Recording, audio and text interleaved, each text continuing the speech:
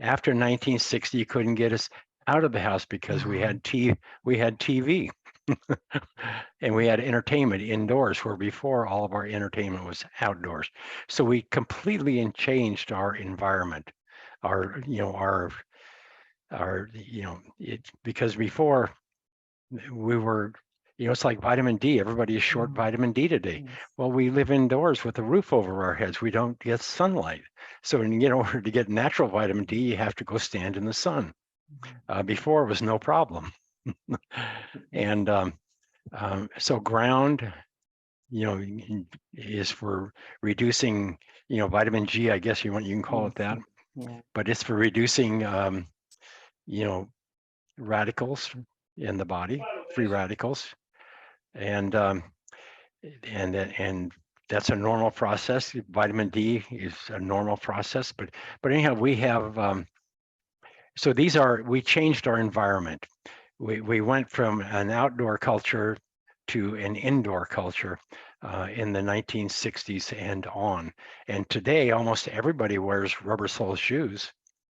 And um, and there's something wrong with you if you don't. but anyhow, so it was 1960. That was 60 some years ago that we disconnected. Only 60 years ago that we disconnected. But most of the people alive today are suffering from chronic inflammation because they were born with shoes. I mean, they were born into the shoe culture. And but in 1960, 90% of the visits to a doctor were for an infectious disease, childbirth, or acute injury, and rarely for, other things. But today, probably over 90% of the visits to a practitioner are for an inflammation-related health disorder, something that did not exist 60 some years ago. Right. So it's, and it happened slowly. It didn't happen. If it would have happened overnight, we would have all went screaming out and said there's something wrong. But it didn't. It happened a minute, a day at a time, and we adapted and we adapted and we adapted until now. We lost the knowledge or the awareness. We didn't need to know that to be, before shoes, we didn't need to know to be grounded, because we were grounded either by barefoot or with leather sole shoes, because they're semi-conductive.